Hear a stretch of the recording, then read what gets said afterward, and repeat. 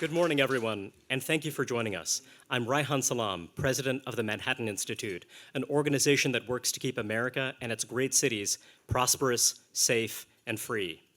I'm honored and delighted to be here with Texas Governor Greg Abbott.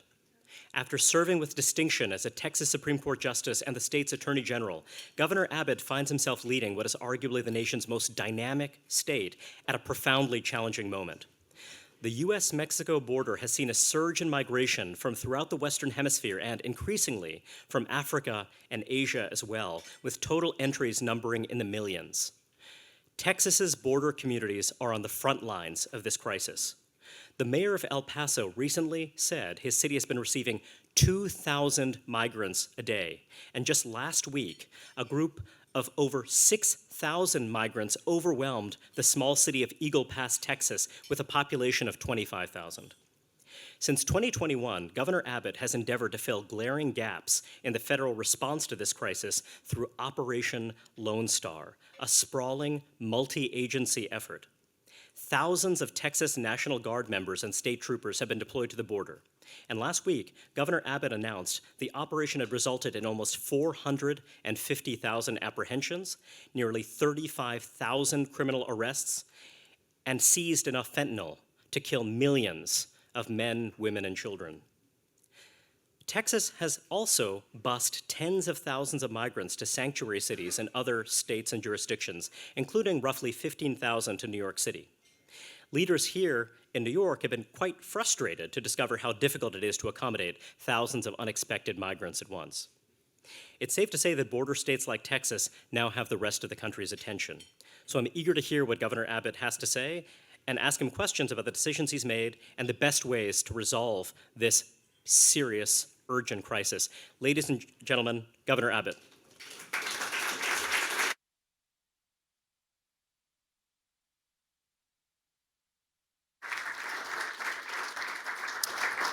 Well, thank you, and good morning to all of you all. And let me start out maybe in an unorthodox way. I realize as I'm up here today, many of you are maybe meeting me and seeing me for the first time.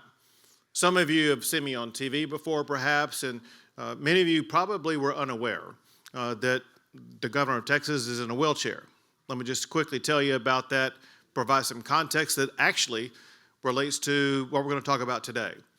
When I was 26 years old, I had just graduated from Vanderbilt Law School and moved to Houston, Texas to take a job. And one day I was out jogging, out running, which is something that I did every single day.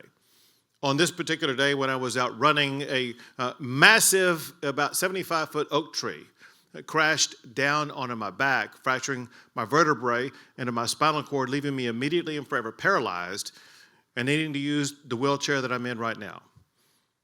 People are shaking their heads, nodding, as I typically see, and that is people are wondering, how slow was that guy jogging to get hit by a falling tree? But here's the lesson that I learned in the aftermath of that, because it was after that that I went on to do the things mentioned in the introduction. It was after that that I became a Supreme Court Justice and Attorney General and now Governor. And what I learned is that our lives are not defined by the ways in which we are challenged. Instead, we determine our lives by the way that we respond to the challenges that we face. That's exactly what Texas is experiencing right now, and the way that we are responding to it is what New York is experiencing. It's what the country is experiencing. We are, as a nation, facing an extraordinary challenge. Quite literally, we have a national crisis taking place as we gather in New York today. It's a crisis that New Yorkers are grappling with, perhaps maybe for the first time, at least to the magnitude to which you are. That same way in which New York is grappling with this crisis, you see Chicago and LA and Philadelphia and cities across America dealing with it. But I can tell you, what you're dealing with in New York, what you are seeing and witnessing in the state, is a tiny fraction of what is happening every single day in the state of Texas. Let me give you some numbers. last year, there were more than 2.3 million people apprehended coming across the border illegally. Key word, apprehended. Point being is that for everyone apprehended, there's others who are not apprehended. To put that number in context, the number of people who were apprehended coming across the border in just 1 year last year is more than the population of Houston, Texas, which it took more than 100 years to aggregate just over 2 million people who live in Houston, Texas. This year, the federal government operates on a fiscal year that ends at the end of October.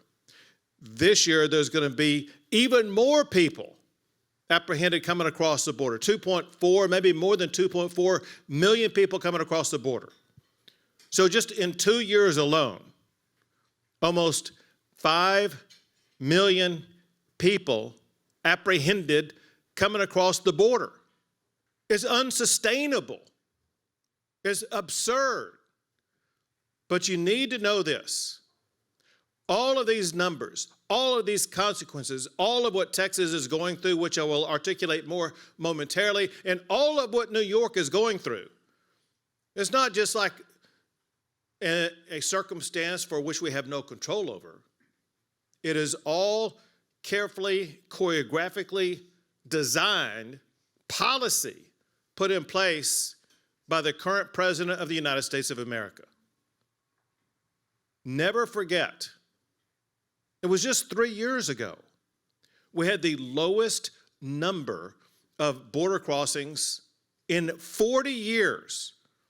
It's kind of hard for people to understand or remember, but it proves this, and that is the President of the United States can have an outsized impact on illegal immigration across the border. To restate what I just said, under President Trump, 3 years ago, before Biden took office, there were the lowest number of illegal border crossings going back to the 1980s. And it's because 4 simple policies were put into place. The Remain in Mexico policy, Title 42 policy, the end of catch and release, and coinciding with the enforcement of laws that are already on the books in the United States of America, and the building of the border wall. When Biden took office, he eliminated all of those policies and said, world, the border is open. And the world took Biden up on his offer.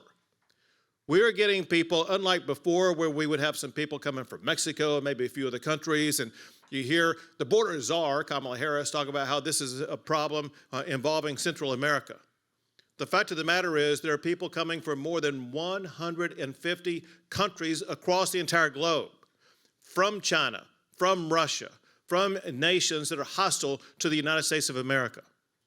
In fact, one of the worst, potentially catastrophic consequences that we as a country are having to deal with is the fact that we have record numbers of people apprehended who are on the terrorist watch list. Know this fact. Everybody coming across the border, they pay money to the cartels to get across the border. If you are on the terrorist watch list, you pay more money so that you will not be apprehended. If we have apprehended a record number of known terrorists on the watch list, how many more were successful in evading being caught? The answer is nobody knows. The result is we face an existential threat to our country with terrorists maybe getting across the border. Think of all the long lines that you and others stand in, taking an extra hour or two to get through an airport with all this detection going on because of trying to eliminate a bomb on an airplane. Think at the same time the terrorists who may be coming across the border, who are in our neighborhoods, whether it be in Texas or New York or some other location, and the evil that they could cause this country. The President of the United States has one primary authority, in my opinion, and that is national security. His top job must be to keep America safe. And he is endangering the United States every single day by having a porous border that is allowing people on the terrorist watch list to cross that border. Well, Texas, listen, we are not going to tolerate what's going on the border.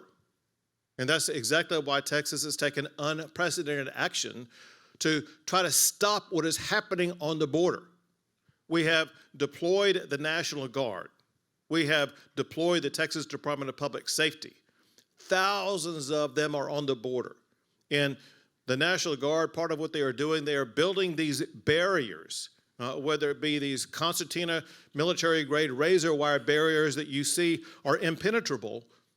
People who are trying to cross the river or cross the border and come into the state of Texas, they are repelled and turned back by these concertina razor wire barriers. Texas is building its own border wall. In the state of Texas, we have a budget where over the past 2 years or past 2 sessions, we have expended about $10 billion of Texas taxpayer money, part of which is to build our own border wall out of the exact same materials that were being used during the time of the Trump administration to build the border wall then. So we have troops on the border, building a border wall, using concertina wire, repelling migrants, and returning them back to Mexico. And then also because of a disaster declaration, it heightens the penalties for any crime taking place in the state of Texas. And if we have migrants coming across the border that damage state property, which would include that concertina wire, or if they are trespassing in the state of Texas, they are arrested and they are jailed. We cleared out 3 prisons to be able to house the migrants who are arrested on the border. And we are trying to respond to this any way that we possibly can. But as much as we are doing, we're seeing the Biden administration decimate what Texas is trying to do. 2 easy examples. Some of you all will recall the buoys in the water. The buoys in the water are a proven deterrent of people being able to cross. They were originally utilized or sought to be utilized and analyzed by the Border Patrol themselves under the Trump administration. They were ready to be deployed in January, the January that Biden took office. And Biden said, no, we are not going to use those buoys. First of all, they are safe. They do not endanger anybody, contrary to reports that say that they do endanger people. But second, most importantly, they are a proven effective deterrent. And we deployed them, and the Biden administration knew that they were going to be effective in stopping people from coming across the border. And so the Biden administration sued Texas to remove those buoys from the water. Well, they won at trial court. We got an immediate stay of that. It's in the 5th Federal Court of Appeals as we speak right now. The key point is that the buoys still remain in place as we speak. If we win that lawsuit, which we should, we will probably have hundreds of miles of those buoys on the border. And there's a reason for that. Remember moments ago I told you that we are building a border wall. A border wall deters people from making it across the border at that location. Buoys cost 1/10 of the price of the border wall. We'll be able to have far more expansive barriers at 1/10 of the cost and be more effective in deterring people from coming across the border. Also remember what I said just a few minutes ago when I told you that we are erecting mile after mile after mile of these razor wire barriers. Many of you may have seen the video that came out last week. Exactly. He was using his hand signals to do what happened. Amazingly, the Biden administration had their Border Patrol go in and cut that razor wire that we put up, pull it open, and there was an onrush of thousands of illegal immigrants pouring into the country. That shows you the mindset of the Biden administration. There are ways in which Texas is stopping people from coming in. The Biden administration wants those people to come in. This is something that's unsustainable. I think those are the words of your mayor. Those are the words of the mayor of Chicago and LA. Those are the words of the governor of Texas. What's going on is unsustainable. It's a crisis, it's chaotic, and it must stop. While we are waiting for a president who's going to enforce the law, not have to pass new laws, enforce the current laws on the books. Until that time comes, Texas is going to continue to use every tool that we can to secure the border the best that we can. And with that, I'll be happy to begin the process of taking questions.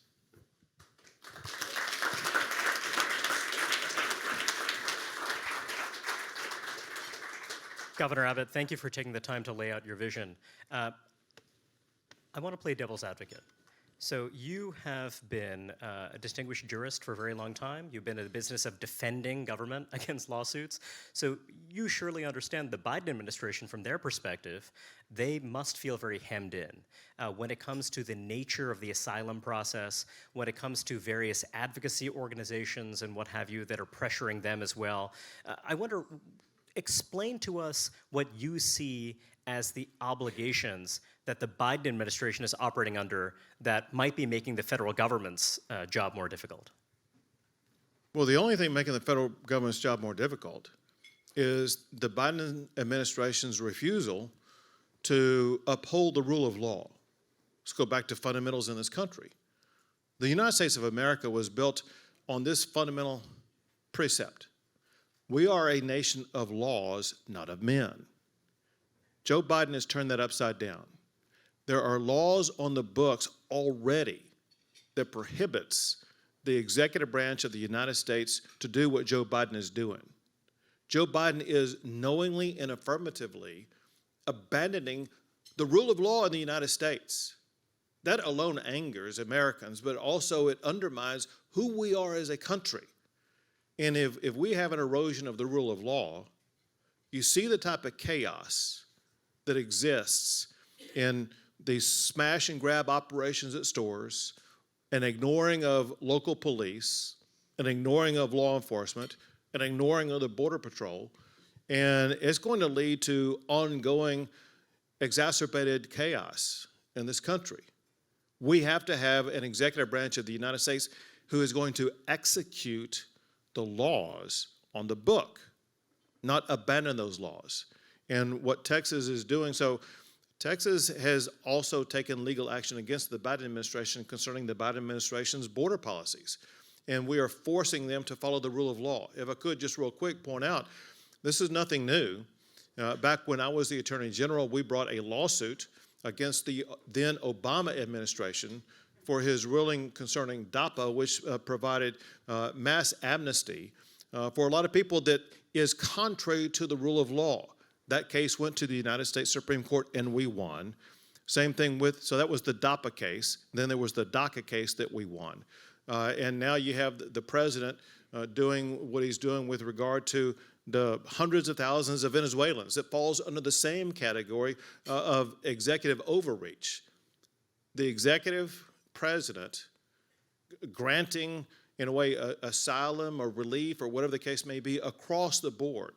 And there's precedent on the book saying that what the president is doing is completely illegal, and part of the role that Texas plays and must play is to hold the Biden administration accountable to the laws that exist on the books in the United States of America.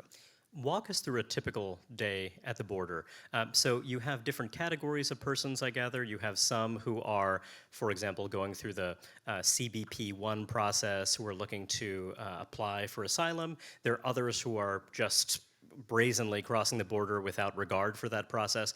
Talk to us about what that looks like and these different categories of individuals. So let's do a little compare and contrast. what does a typical day look like in New York City with regard to the migration process? And it is completely different than what we are dealing with every single day on the border. We have, in any one particular location, thousands of people crossing the border in a mad rush type of way. You have people who are dropped off on buses at city centers and may be connected to non-governmental organizations, things like that. We have people who are being pushed across the border by the cartels, by the thousands, into small little communities, completely disrupted. One thing that happens is once they get across the border, we have one thing that does not take place in New York. They're called bailouts. The people who get across the border, there are smugglers on the Texas side of the border who pick them up, put them in cars, and then are driving at a racing speed to get to the next location in the delivery process. And we have Texas Department of Public Safety officers that are pursuing them and at a dangerous speed, 80, 90, 100 miles per hour car chases. And the smugglers know if we capture the smugglers, they're going to be arrested and put behind bars for 10 years or longer. And so they bail out, and the smugglers take off running and leave behind a car full of migrants who they're smuggling. You don't have bailouts here in New York that I know of, and you see them in hardly in any other place.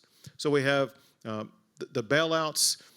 We have crime taking place in ways that you don't see in New York. We have cartels that have been caught on video as they're coming across the border. They have assault rifles, AK-47s, extraordinary weapons that they're using, and they have high-powered capabilities of killing people, protecting themselves. It's a quasi-war zone down there. And speaking of the war zone, again, we as a state are trying to instill the rule of law as much as we possibly can, only to be at war, not so much with those who are coming in, but at war with our own federal government that is interfering with Texas's attempt to enforce the rule of law in our state. But the volumes are so high, and I think you may have touched upon this a little bit. An area that you hear a whole lot about on TV or whatever is a town called Eagle Pass. And you said Eagle Pass, 25,000, I think it's actually 28,000, close to rounding error for 25,000. But in 1 week, this town of 28,000 people had more than 10,000 people coming into their town. It's unsustainable. They don't have the ability to take care of the people who are coming across the border. They don't have any, hotels or any other type of location where they can house people. And that's exactly why we had to engage in the busing operation to provide a sense of relief to these towns that were completely overwhelmed by the number of migrants who were coming in and being dropped off by Border Patrol in their communities. I wonder, what would a more cooperative and effective partnership between Texas and the federal government look like? What are the things that you would want to see, say, in a future presidential administration, or if this administration decided to make a sharp course correction? Yeah, so this is not a theoretical question. This is a question that we've actually lived, because this is exactly what we did under the Trump administration. And that is, under the Trump administration, we didn't have to go through all of these scenarios and jump through these hoops that we're jumping through now. When the Trump administration was in office, they applied the law that exists already in the United States, and they ended the catch and release, and they enforced it. If someone came across the border and they were caught, they were going to be repatriated or sent back to the country from which they came. So at that time, the state of Texas was involved, but in much lesser way, where at that time, we would be involved in the apprehension game, and anybody that we apprehended, we were turned over to the Border Patrol, and at that time, the Border Patrol would be involved in the process of sending people back to the country from which they came. Now, under the Biden administration, If we apprehend somebody and turn them over to the Border Patrol, the Border Patrol is going to give them a notice to appear, which is known as a notice to disappear. And if they get a notice to appear, it means they have to show up for their asylum hearing, some of which are put off for 3 or 4 years.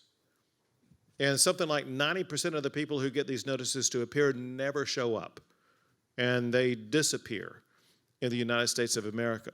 So it is extraordinarily easy for a state, Texas or some other state, to collaborate with the Border Patrol, with the federal administration, when the federal administration is enforcing the rule of law.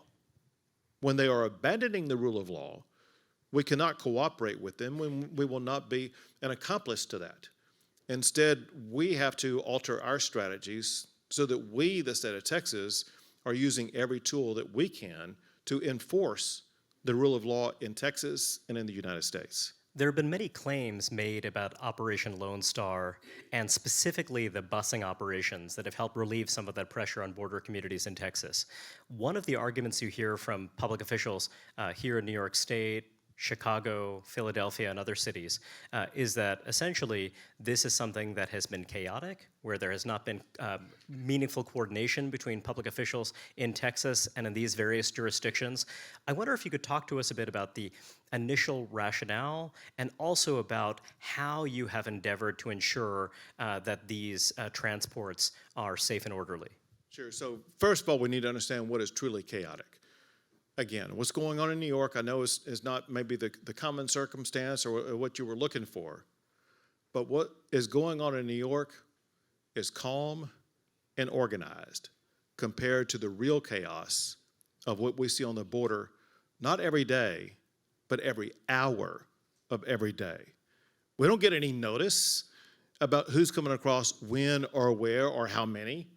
And we don't have the Biden administration saying, oh, okay, we're going to have 5,000 people come into El Paso or Eagle Pass today or whatever the case may be. It's total chaos of what we're dealing with in Texas. But going back, the rationale for the busing began when I was talking to local officials, whether it be in Eagle Pass or Del Rio or other small communities on the border. And they were saying that the high volume number of migrants being dropped off by the Biden administration was unsustainable. They had zero ability to deal with it. As opposed to them being cities of the population of 8 million people, they were communities of sometimes 8,000 or 18,000 people. And they themselves were saying, listen, we're going to have to find some relief valve here and move people to some other city by buses. And we said, well, we as a state will take over that operation. And thus began the busing process. And the busing process, FYI, is totally voluntary. No one is ever put on a bus against their will. No one is ever put on a bus without them identifying the location they want to go to. I was told about a story where Mayor Adams had a team go down to the border to observe what was going on, thinking that this is something that Texas was just making up and coercing people to do something. And they visited a location inside about the size of this room that was filled with migrants.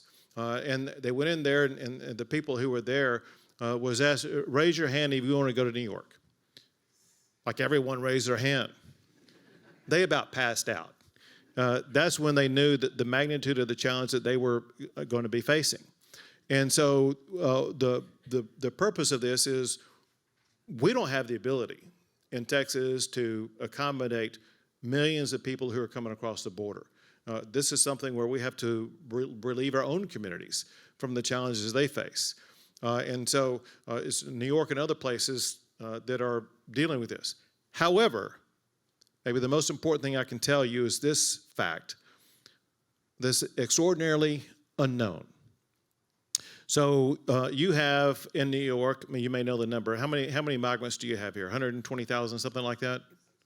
Say it again? In the shelter system. That's 61,000 in the shelter system, but overall. Yeah, that's about 120 that came in. So let's say 120. So know this fact. Texas has bused 15,800 to New York. Where do these other people come from? The Biden administration. The lead importer of migrants to New York, it's not Texas, it's Joe Biden. Joe Biden is doing it not just to New York, but to other communities across the entire country. We've sent about 10% of the migrants that you have here, which candidly would be easy for New York to deal with. What you're dealing with is Joe Biden either busing people or more likely flying people. Y'all saw the videos of months ago when they were flying them into Westchester and other places in the darkness of night when no one knew what was going on. And that process continues, maybe accelerating for all I know. And so this busing operation we have in Texas is minuscule compared to the high volume that you are getting from the Biden administration. I have a two-part question for you. So part of what you're telling us is that, in a way, every state and local government that is dealing with this surge, that's dealing with this crisis, has a shared interest in ensuring that the federal government is doing its job when it comes to border enforcement. You also referenced in your remarks the fact that when you're seeing many public officials here in New York City and a number of other states, what they're saying they want, their big ask from the federal government, is temporary protected status. They are asking the federal government to step in, the executive branch to step in and unilaterally say, we are going to grant work authorization to folks who have entered the country unlawfully through some other status. I wonder, first to hear your reaction to that strategy, having thought about it quite deeply and having done quite a bit on the subject. But then secondarily, given that this is now a reality, given that you now have TPS for something along the lines of 500, 600,000 Venezuelans, what does that mean for Texas in terms of how you're able to handle this population, how you're able to ensure that it's not causing this strain on your public services? I'll try to answer all the components of that question. There probably could not be a worse strategy, a worse policy than temporary protected status. Temporary protected status leads to permanent magnet status that would be attracting millions of more people to come to this country illegally. And along this line, let me make this point. I know that New York, historically, has been a place that you've been the home of legal migration to New York and to the country. So has Texas. Texas has been an area where there's been a lot of natural legal migration. There are millions of people trying to legally migrate to this country, do it the right way, and can add extraordinary value to our country. The people who are trying to legally migrate here are being pushed to the back of the line by the millions of people who are rushing in front of the line, destroying the legal immigration process. So it would be the worst policy to provide another magnet to attract even more people here. Your first part of your question, I think, was something about the shared status. So I gather, and you've explained it, you've knocked it out of the park. You explained why you believe that TPS is a bad idea, why extending it is a bad idea. But also there are TPS beneficiaries in your state, and I wonder how you think about that angle of things. The argument you're hearing from the mayor and governor of New York is that, hey, we want these folks to work. We do not want them to be dependent. We do not want them to be in the shelter system. And so, one wonders if, for you as governor, is it useful to have a situation where folks who would otherwise be dependent or otherwise working in the black market economy, working in the underground economy, is there some angle of that that can help ease the burden? Not if the methodology used to create that structure is promoting a violation of the immigration laws of the United States. As long as you are ignoring and abdicating the enforcement of the immigration laws of the United States and giving benefits like that to people who are coming here illegally as opposed to those who are trying to come here legally, you're sowing chaos in this country. Do you see a path forward for working together with governors, mayors outside of Texas to help them understand the gravity of the situation that Texas is facing. Do you believe that there's some compact, some partnership that you could build with leaders elsewhere in the country to help make this right? So the answer is yes. So we've already created compacts with other states. We have other states that have sent National Guard and law enforcement officials down to the border, working collaboratively with the state of Texas. So not only can that be done, it is already being done. But we need to understand this. The states can lean into it as much as possible. But if we are doing everything we can to try to address illegal immigration, while at the very same time, the United States of America says we have open border policy, everybody come on in, then we are rowing against the tide. And it's not extraordinarily difficult, it's basically impossible for us to be securing the border while at the same time the Biden administration is allowing it to be wide open.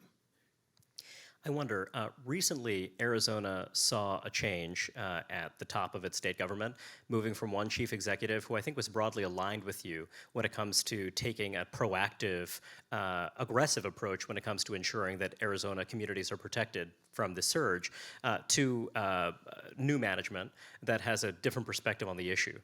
I wonder, when you see those changes in other border states, does that have a material impact on Texas? It does in a unique way. So I'm going to give you information that was given to me by the Texas Department of Public Safety, as well as the National Guard in the state of Texas. These are fairly recent numbers, and I can't attest to their veracity as we are here right now. But in part because of what Texas is doing, pushing back against people coming across illegally, and because of what we're doing by repelling people, but also in part by the new governor leadership in Arizona, and as well as the policies of California. Texas, despite being by and far the largest border state in the country, is actually, in some recent reports, no longer number one for illegal crossings. Instead, it's the Tucson sector and the California sector that have more people entering there. And it's in part because they're not putting up the same resistance that Texas is putting up. And so, for one, we're repelling people. The cartels are finding it easier to get people to cross in Arizona and in California, and it's shifting everything. But also, it gives you this perspective. Let's just assume Texas proved to be 100% successful, that no person would enter the United States illegally through the state of Texas. You would still have people entering from New Mexico, Arizona, and California. So much so, get this fact. So New Mexico is in what's called the El Paso sector. El Paso is in Texas. Most of the people coming into the El Paso sector, they don't come to the United States through Texas. They come through New Mexico and then go over to El Paso. And so not only are we building border barriers between the border of Texas and Mexico, we're also having now to build border barriers between Texas and New Mexico. I wonder, Texas is, of course, absorbing this massive, massive wave of unlawful migrants. But Texas has also been an incredible magnet for lawful and domestic migrants from around the country. Texas is home to several of the fastest growing metro areas in the country. Now, you, through Operation Lone Star, have committed vast resources, when it comes to public safety, when it comes to state troopers, that could be deployed elsewhere in your state. I wonder if you could talk to us a bit about the strain that's caused, dealing with the natural, healthy, explosive economic and demographic expansion of your state, while also having to divert resources to deal with a place where, as you've laid out, the federal government is not doing its job. So it has put a strain. I will talk about the strain, but first I'll pick up what you said, and that is this: and Texas is growing faster than any other state. Last year, we had 450,000 people migrate from other states in the United States to the state of Texas, including people from New York. Texas is also the stickiest state. What that means is that native Texans stay in the state of Texas more than native people from other states stay in their state. So we have the fastest growing population, and that leads to a robust economy. And the growth is not just in people, it's also in businesses. Texas is now home to more Fortune 500 company headquarters than any other state in the United States. And we have led in economic development every year that I've been governor. So the economy is growing rapidly. And that in part helps us deal with the strains that we're dealing with. However, I have to tell you this. Texas is having to come out of pocket to the tune of billions of dollars for people who are admitted to hospitals who are in the country illegally. There's a law that requires hospitals to not turn away anybody who needs care. And migrants don't have the ability, they don't have insurance coverage or anything like that, and their only access to care typically is by going to a hospital. And hospitals have to bear the cost of this. And the Biden administration is threatening to challenge Texas's ability to get reimbursement through the Medicaid system that we have been getting in the past that would pay for that what's called uncompensated care. We have challenges in the education system. There was actually a Supreme Court case that came out of Texas back in the 1980s, about 40 years ago. And the Supreme Court case, Plyler versus Dose, ruled that states have to use state money to educate children who are in the country illegally. It's offensive that it's not the federal government. This is a problem caused by the federal government. It's not caused by the state of Texas. Why should the state of Texas or New York now have to come out of our state budgets to pay for a problem, a financial problem, caused by the Biden administration? You may be able to expect some litigation on that issue coming down the pike. It's also an opportunity for some red-blue agreement, I imagine, because that's something that would benefit a great many governors and mayors across the country. I'd like to open it up to questions from the audience. You do the picking and choosing? Please. Thank you, Governor, so much. Governor, thanks so much for your comments. Just to go back to the first question raised, isn't the Biden administration sort of statutorily obligated to grant due process rights to asylum applicants that cross without inspection under the Immigration and Naturalization Act? And sort of relatedly, if that's the case, is it your position that with the COVID crisis behind us, like Title 42 could be used to suspend that indefinitely? So in part, know this, and that is what the Trump administration was doing, was based upon law. I think it's called Title 8 of the U.S. Code that allows the repatriation of people who are crossing the border illegally. Remember this, there's a legal way to seek asylum, and there are illegal ways to seek asylum. And it's important that people who are seeking asylum do so legally, not illegally. Bottom line is this. Some of you may remember seeing me at an airport in El Paso when Joe Biden landed in El Paso for his only visit, I think, to the border. And I handed him a letter. And in that letter, I listed 5 ways based upon current law that Joe Biden could immediately end what's going on. Going back to what you said about Title 42, listen, there have been some new healthcare concerns raised by some of the people that came into El Paso that we are monitoring as we speak. And we're going to be seeing the extent to which these healthcare issues may expand.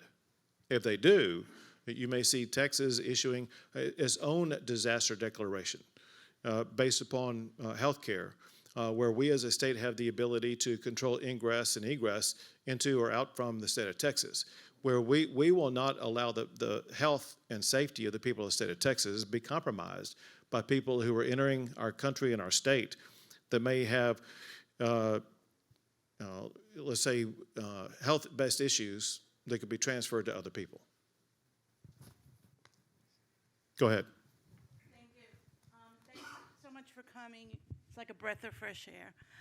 2 quick questions. One, is there a law in the books that asylum seekers must go to the first country they pass to be granted asylum? And 2, simple question, but complex answer, I'm sure.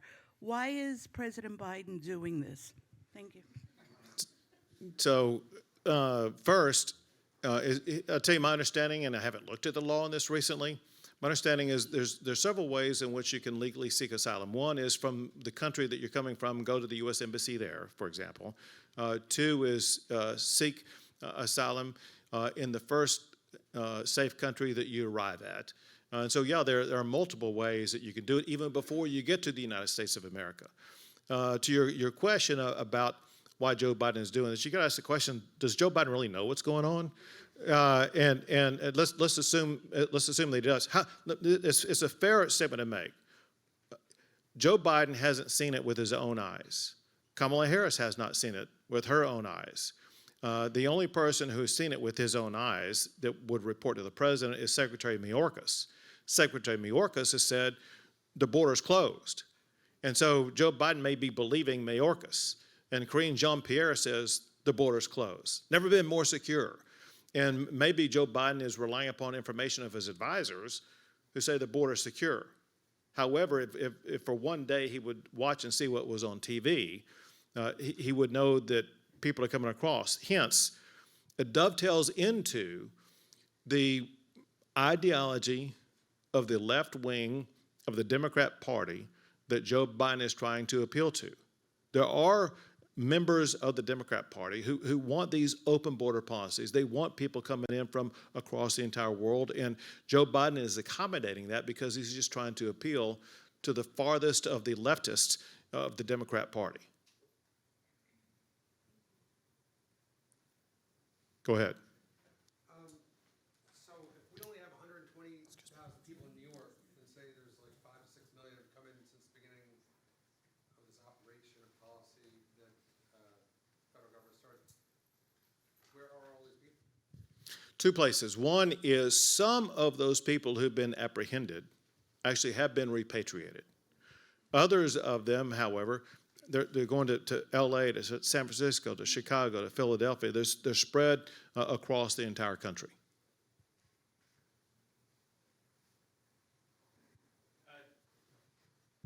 Jack Morford from the New York Post. You've compared the plight of Texas and New York insofar as handling the migrant crisis, but migrants aren't settling long-term on the border. So how would you handle the influx long-term in New York? Do you have any advice for either Governor Hochul or Mayor Adams? Yeah, there's one solid piece of advice, and they're actually beginning to follow it. The challenge that the city of New York and the state of New York are dealing with is caused by one person, Joe Biden. Joe Biden can flip that switch any day and stop New York from having to deal with the consequences of an open border. Unless and until that is done, New York and other states are going to continue to deal with this. They must prevail upon their president for more than just money. They need a change in policy. They need to demand what all Americans expect, and that is the Biden administration will follow the rule of law and stop illegal immigration into the United States. Hi, Governor. Hey. Thank you. I'm Jennifer Whalen. I'm an Albany County legislator. And recently we've had 700 migrants come to Albany County. We, the Republican conservative part of the Albany County legislature, have tried to control the chaos. But the pushback that we receive from our other members on the other side of the aisle is, they're uncooperative. They don't want to support us in our a bipartisan effort to control the chaos and help these folks that have come up to Albany and have been sent from New York. So I was wondering, what is it like in your state? Is it a bipartisan effort with respect to your legislators, or are you receiving pushback from the Biden supporters in your state government and in your county legislatures? Or Sure. So it's a little bit of both. I'm going to say two things. One is to directly answer your question, then to indirectly answer your question. So in the state of Texas, we have every statewide official is Republican. There are Republican majorities in the Texas House and Texas Senate. In both the Texas House and Texas Senate, when we, this past session and the session before, passed laws to build the border wall, to do some other things that we're doing on the border that push back against the Biden administration, it is bipartisan. We don't get all the Democrats, but we do get some Democrats, especially the Democrats who represent districts on the border, who have to deal with these challenges every single day. Let me mention something else, because you didn't say this, but I have to think that maybe you or others deal with this issue, and that is that, let's say that the Democrats you're talking about, or it could be leaders here in New York City, whatever the case may be, they may say it is inhumane to do what you're doing. Let's talk about what is inhumane. What's inhumane is a 1-year-old child dying in New York because of fentanyl. You know, one thing that we're dealing with is that every state in America now is a border state. Every community is a border community. In addition to the migrants that, whether it be in your district or in New York City, wherever, you're dealing with the migrants. But fentanyl is poured all across this country. To give you just one example, just the Texas Department of Public Safety alone, only that one law enforcement agency, has seized more than enough fentanyl to kill every man, woman, and child in the United States of America. Had they not seized those drugs, how many more people in America would be dead? To think that you have a 1-year-old child in New York exposed to fentanyl, probably because of the open border policies put in place by Joe Biden. That's inhumane. The victims of human trafficking are inhumane. If you knew the way that women and children were raped and assaulted and sometimes killed, being trafficked to the border, dying coming across the border, that's inhumane. In case you didn't know, because common media would not tell you this, the United Nations, an agency of the United Nations, declared under Joe Biden that the border between the United States and Mexico, in the entire world, the border between the United States and Mexico is the most dangerous land crossing in the world. That is inhumane. It can be stopped in one single day, in one single way, and that is for Joe Biden to enforce the current immigration laws on the books. We have time for one more question. Hey, Governor, Daniel DiMartino. I'm a fellow at the Manhattan Institute. And one challenge, as described by the first question, was the due process issue that migrants, have a right to claim asylum once they're physically present in U.S. territory. And there are a millions-long backlog of asylum petitions leading to these years-long notices to appear, right? Because there's only 500 immigration judges all over the country. So would you support solutions from the federal government, even if it's Congress, that accelerate the asylum process so that migrants can be detained and repatriated if they are denied asylum? So I agree with detaining and repatriating them. However, what I support first is the policy that was put in place by President Trump, remain in Mexico. The remain in Mexico stopped that. They had to wait in Mexico to make their asylum claim. That is the better policy. Please join me in thanking Governor Abbott.